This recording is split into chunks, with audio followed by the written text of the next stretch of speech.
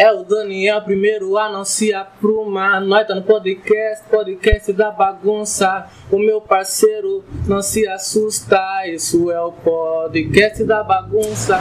Oi, pessoal de casa. Está começando a segunda edição do podcast Bagunça da Tarde. O tema é a vida da professora com a nossa convidada, professora Gisele, de matemática. É organizado pelo CSC da Tarde da Escola Estadual Cândido de Moura. E as entrevistadoras são Giovana, Carla, Jamile, Enzo e João Pedro, com a participação do professor Daniel e a convidada a professora Gisele. Gisele, fala para nós como foi a sua infância. Minha infância, eu nasci aqui no Jardim Raquel. Foi uma infância humilde, porque minha mãe era do lar, meu pai era taxista. Foi de muitas privações, mas foi uma infância feliz, assim, brincando na rua, brincando de pega-pega, pega-esconde, pulando corda. Não tinha internet, não tinha celular, nem computador, nada disso que tem hoje. Mas, sim, eu era feliz, sim. Eu posso só complementar? E quais os tipos de brincadeira que você lembra que você praticava na sua infância? Então, na minha infância, a gente brincava muito na rua. Então, a gente brincava de pega-pega, pega-esconde, pular corda, pular elástico. Então, reunia as meninadas da rua para brincar e a gente brincava tudo junto. E eu conheço várias, né, que hoje são adultas, que moravam na Rua França, na Inglaterra, Rua Portugal, Rua Itália. Então, se não tinha as meninas na Rua Portugal, eu ia para a Rua França, eu ia para a Rua Itália, eu ia onde tivesse criança para eu brincar, porque eu gostava de brincar. Professora Gisele, o que te incentivou a ser professora de matemática? Então, quando eu era criança, eu tinha uma louça lá em casa. Meu pai tinha comprado para mim, de tanto eu insisti para ele que queria uma louça. Ele comprou uma louça até que grandinha, né? Desse tamanho assim. Uma louça de giz, tudo normal, né? Agora é caneta, né?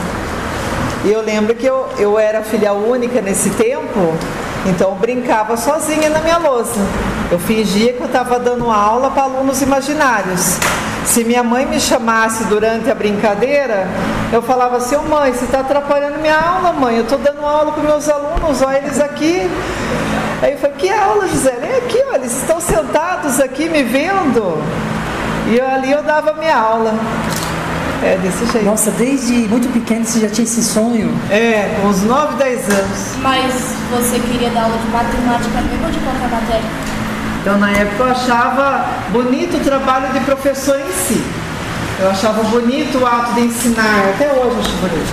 E quando você ensina, você está dando oportunidade para alguém mudar o futuro dela. Então, ensinar é um ato de amor. Então, na época, quando eu cresci com isso, quando eu tinha uns 13 anos, se alguém falasse para mim: Gisele, o que você quer ser quando se crescer? Aí eu falava, na época eu jogava basquete, eu falava: virar uma jogadora profissional da seleção brasileira, ou uma cantora de rock famosa, ou uma professora. E a turma falava: professora? Eu disse: professora, eu acho bonito o ato de ensinar. Só que na época eu não pensava em matemática, pensava em uma matéria mais tranquila, artes, português, história, que é onde eu tinha mais facilidade. Mas não que matemática eu não tivesse, mas sempre matemática eu tive que me esforçar muito para ir bem nas provas, eu não tinha facilidade. Só que eu era uma menina esforçada, uma menina que chegava na professora e falava: eu não entendi, me explica essa conta, me explica de novo. Eu ia, fosse preciso perguntar 10 vezes para a professora sobre determinada conta, eu ia. Eu só fui tentar matemática quando eu prestei o vestibular. Aí eu pensei: ninguém vai ir para matemática, então é onde eu vou ir, para matemática. Aí durante a faculdade que eu comecei a me apaixonar pela matemática. Mas antes eu não era apaixonada. Alguém da sua família é professora ou professor? Assim, minha prima é vice-diretora do Pedro Ferreira, que é a Penha Bueno da Silva. Tem outra prima minha que é diretora de uma creche aqui do município, que é a Viviane Gonçalves. Tem uma prima minha que se aposentou como professora, que é a Rosa Tavares.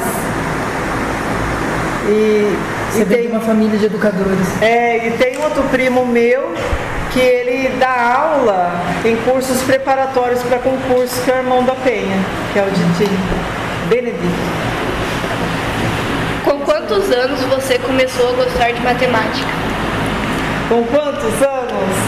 Olha, na escola, mesmo a professora falando que eu tinha até uma facilidade, eu nunca me achei capaz na escola. Então não era a minha preferida. Eu lembro que eu tinha dor de cabeça, eu saía da aula assim da cabeça, assim, sabe? As minhas preferidas eram artes, história, português, que era... Mas eu comecei a gostar da matemática porque quando eu fui fazer concurso público, aí eu vi a importância dela. Aí eu peguei, comprei um livro de uma banca, um livro qualquer, tá, gente? De matemática, e comecei a estudar esse livro de capa a capa sozinho. Eu tenho uns 21 anos, estudei de capa a capa todas as contas, e eu aprendi as contas. E fui bem nesses 2 concursos, e passei nesses 2 concursos, uma boa colocação. Que foi os empregos, assim, que foi 2 empregos da prefeitura que eu tive, que era agente comunitária e agente de saúde, que foi meus 2 empregos anteriores, tudo aqui. Posso fazer uma pergunta que não está aí? Como foi sua experiência na área da saúde? Então, a área da saúde é uma área boa, onde você fica solidário com o sofrimento das pessoas, acaba se tornando uma pessoa mais solidária e você acaba aprendendo muita coisa sobre saúde, ajudar as pessoas, que nem ajudava as técnicas de enfermagem a fazer curativo. Aí até então eu era daquelas umas que não podia ver sangue, não podia ver machucado, não podia ver nada disso. Mas quando eu trabalhei num posto de saúde, de tanto eu ver, eu acabei conseguindo lidar com isso. Então eu consegui ajudar elas. Mas antes disso, quando você disse que não podia ver sangue, você desmaiava até? Eu sentia mal, não gostava de ver agulha, nem sangue, nem machucado, nada. Isso daí pra mim era forte demais. Aí quando eu comecei a trabalhar no PPA da Vila, eu vi coisa muito mais feia. E aí de tanto você ver, você acaba não se tornando frio. Algumas pessoas falam assim, se tornando frio. Não. Você acaba lidando com o seu emocional a ponto de você conseguir ajudar o próximo. Porque se você não lidar com o seu emocional, você não vai conseguir. Você lembra de alguma cena que te marcou para sempre, assim? Pode falar? Por exemplo, uma senhora, ela tinha má circulação nas pernas. E má circulação, para quem não sabe, vai formando feridas e aquelas feridas vão se abrindo e vai se abrindo cada vez mais. A ponto da perna dela, do joelho para baixo, não ter mais nenhuma pele. Dava para ver o músculo, dava para ver até algumas veias. Nossa. E eu fui com a técnica de enfermagem lá para ajudar. Quando eu vi do joelho para baixo, sem pele nenhuma, fiquei assim, nossa. E aí a técnica de enfermagem falava, rela na perna e ergue a perna da senhora para cima. Eu tenho que relar no machucado da senhora. E erguer para cima. Agora pega o soro, esparrama o soro na perna. E eu falava para a senhora, está ardendo? Bem, se estiver ardendo você fala. Mas eu tive que fazer isso aí, sem pele. Entendeu? E quando tinha uma amputação, o hospital tinha amputado alguém, tudo, amputação, para quem não sabe, é quando tira alguma parte do corpo. Quem faz os curativos depois? As UBS, que é os PPAs. As técnicas de enfermagem chamam as agentes comunitários para ir lá ajudar. Que faz o serviço mais... as enfermeiras, as técnicas de enfermagem, elas fazem o maior serviço, só que a gente auxilia, a gente pega na perna, a gente dá o curativo, Se precisar colocar soro, a gente coloca. O que ela fala pra gente fazer, a gente faz. É desse jeito. Quem vai fazer o maior trabalho é até a enfermagem, mas a gente vai como uma auxiliar. Então, a partir daí você começa a perder o seu medo de sangue, de machucar. Então, professora Gisele, você ganha bastante dinheiro dando aula? Bom, se eu ganho bastante dinheiro, olha, eu deveria ganhar mais. Bom, mas não vou falar que é um serviço que paga pouco, que não paga, tá, gente? Não paga pouco, paga uma quantia que dá pra gente viver, sim, viver bem, pagar as contas da família, em casa. Eu mantenho a minha família em casa, né? Tenho uma filhinha, pago minhas contas. Então, quer dizer, é um emprego que dá para você se manter, sim. Dá para manter até filhos, se no futuro vocês tiverem filhos. Então dá para manter uma família? Dá. Dá para viver no luxo? Não, não dá para viver no luxo. Vive com privações, muitas privações também? Não. Vive o normal. Quer dizer, dá para pagar um aluguel, dá para pagar uma despesa, dá para vestir, dá para comprar um remédio quando precisa, mas sem luxo e também nem muito privações, assim, o normal a pessoa se viver. Professora Gisele, você já pensou em trabalhar de outra coisa? Já pensei, sim. Eu amo ser professora, mas já pensei em ser advogada, que eu gosto muito de leis e direitos, de estudar sobre isso.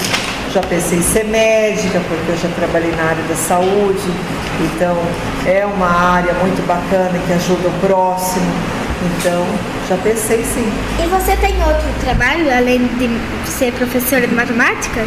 Eu tenho. Eu faço um bico no final de semana, que é na pizzaria. Na pizzaria Casa Nostra eu faço um bico lá, eu fico no telefone, fico no caixa, limpo a pizzaria, lavo o banheiro, tudo normal, gente. Ali eu sou uma funcionária como qualquer um. Você pretende ainda ser professora? Com quantos anos você pretende parar? Olha, eu pretendo parar quando me aposentar, sabe? Atualmente acho que faltam uns 20 anos para mim se aposentar, 2 décadas. Mas quando eu me aposentar, eu quero parar, sim. Isso aí. E com quantos anos você começou a trabalhar de professora de matemática? Quantos anos eu comecei? Olha, como professora mesmo, foi com 32 anos. Estou com 34, faz 2 anos que eu sou professora mesmo. Eu fiz 2 anos de estágio aqui antes disso, né? Então, eu estou aqui no Cândido faz 4 anos. 2 anos de estágio e 2 anos e meio como professora. Como professora regular, registrado certinho, 2 anos e meio. Faz pouco. Professora Gisele, diga para nós na onde você se formou e era muito complicado a ida da sua casa para a faculdade? Era. Eu me formei numa faculdade pública, pessoal, porque na época eu não tinha condições de pagar uma faculdade particular. Então eu pensei, já que é para estudar, vou tentar no público. E, se vocês não sabem, o ensino público de faculdade é onde tem os melhores ensinos, é as faculdades públicas, tá? Então vocês tentem aí fazer o Enem, fazer vestibular para tentar o ensino público. Eu fiz a Univesp, tá, pessoal? Que é uma universidade à distância, só que é do estado. E aí eu fiz o vestibular, que quem aplicou o vestibular foi a Vunesp. Deu certo de eu passar, consegui passar. Era 1 hora de distância. De Itapira a Arthur Nogueira. E eu ia de noite, estrada escura. Quem me levava era o meu pai. Porque eu não tenho carta. E meu pai era velhinho, tinha catarata, não enxergava direito as estradas, as pistas. Então, Era complicado pela distância e era complicado por causa de perigo, né? Que meu pai, imagine, catarata, velhinho, estrada escura, e ele me levava. Ele me levava, esperava na faculdade e me trazia de volta. Foi meu pai, E na sua época de estudante, você era bagunceira? Na época de estudante, olha, até o 6º ano eu fui boa aluna. Até o 6º ano. Aí no 7º ano eu era bagunceira sim. No 8º continuei, mas depois aí eu reprovei o 8º ano. Aí na segunda vez que eu fiz o 8º, aí direitei. Aí eu peguei, olha, eu tenho que pegar firme, senão eu vou reprovar de novo. E aí, e foi, gente. Aí eu fiquei sendo boa aluna. Você lembra de alguma bagunça assim que você fez? Que ficou marcado? Bagunça? Tipo, eu zoava muito os professores, tipo, mas assim, é uma zoação boa. Os professores não tinham raiva de mim. Falava assim, professora, como eu te amo, coisa e tal. Começava a cantar Roberto Carlos na sala, coisa nada a ver. Começava a contar piada. Era assim. Eu chamo a atenção dos alunos por bagunça, mas eu sei que na cidade é normal.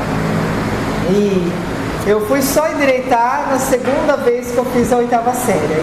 Aí eu endireitei, fiz a minha 8ª série, fui pro EJA, porque eu tinha reprovado e naquela época o EJA aceitava com 15 anos. Fui pro EJA, terminei no EJA que eu fui pra frente. Porque eu era do tipo assim, tem bagunça na sala, aí eu ia também pro meio. E eu via que comigo funcionava com adultos, quando eu estudava com adultos. Aí eu... Desculpa, João, só explica para nós o que é o EJA para os nossos ouvintes. O EJA é a Educação de Jovens e Adultos. Faz tempo que tem aqui no Cândido. E então, quando eu fui para o EJA, eu era mais novinha da sala. Tinha uns 16 anos, eu estudava com pessoas de 50, 60, 40, e com essas pessoas que eu fui para frente. E daí me ajudaram a ficar centrada no estudo, disse, não, vamos estudar. E aí que eu terminei meu 3º aqui no Cândido, no EJA à noite. Qual matéria que você menos gostava? A que eu menos gostava? Vocês vão me pegar. A que eu menos gostava era matemática. E você acabou se tornando uma professora de matemática. E também me tornando uma professora de matemática. A que eu mais gostava era artes. Eu era muito boa no desenho.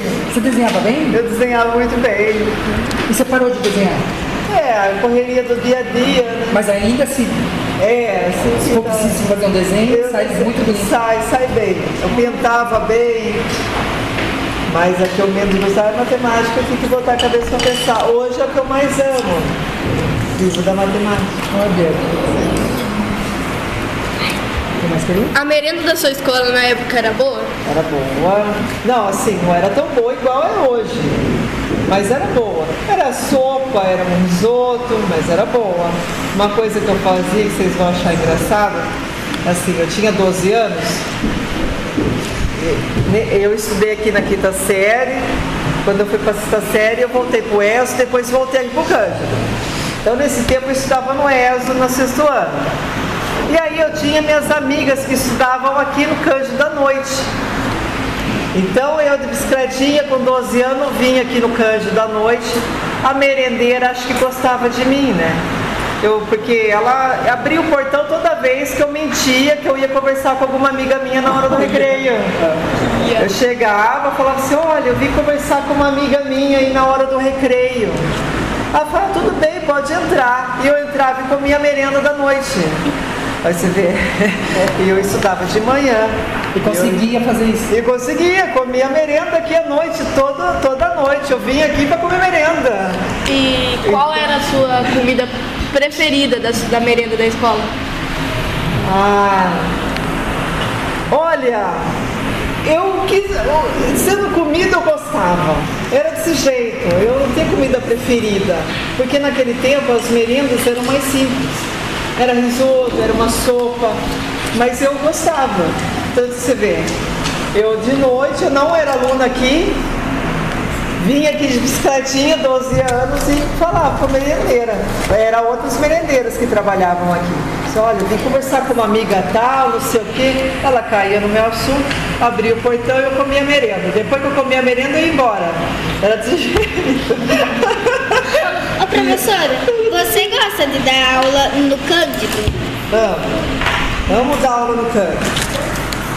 Amo dar aula no Cândido porque, embora eu brinco, eu falo que eu não amo meus alunos, mas eu amo meus alunos. Eu amo cada um dos meus alunos.